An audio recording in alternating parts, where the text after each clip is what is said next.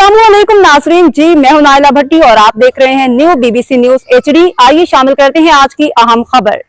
Report Ahmad Khan. Sanghar में मारूफ कसाई काशिफ कसाई ने दबंग अंदाज में ऐलान किया है कि मौसम सरमा के दौरान पूरे 4 माह तक जिला सांगड़ के अवाम को हर जुमेरात को ऊंट का गोश्त फराहम किया जाएगा।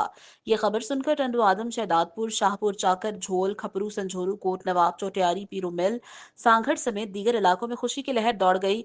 दूसरी जानिब काशिफ कसाई ने बताया कि वो इस मकसद के लिए सिंध और बलोचिस्तान से नौजवान और सेहतमंद ऊंट खरीदने में मसरूफ हैं ताकि अवाम को मयारी और ताज़ा गोश्त फराहम किया जा सके।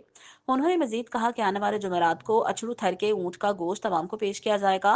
तिब्बी माहिर खावर करनाली ने ऊंट के गोश्त के बारे में मालूमात फराहम करते हुए कहा कि ऊंट का गोश्त चिकनाई में कम होता है, जिससे ये दिल और सेहत के लिए मुफीद है। प्रोटीन से भरपूर इसमें आला मयार का प्रोटीन पाया जाता है, जो जिस्म को तवानाई और पट्ठों को मजबूत बनाता है। ऊंट का गोश्त हल्का और जल्द हजम होने वाला होता है, इसलिए ये पेट पर ज्यादा बोझ नहीं डालता, जिस्मानी गर्मी पैदा करता है, मौसम सरमा में बदन को गर्म रखता है।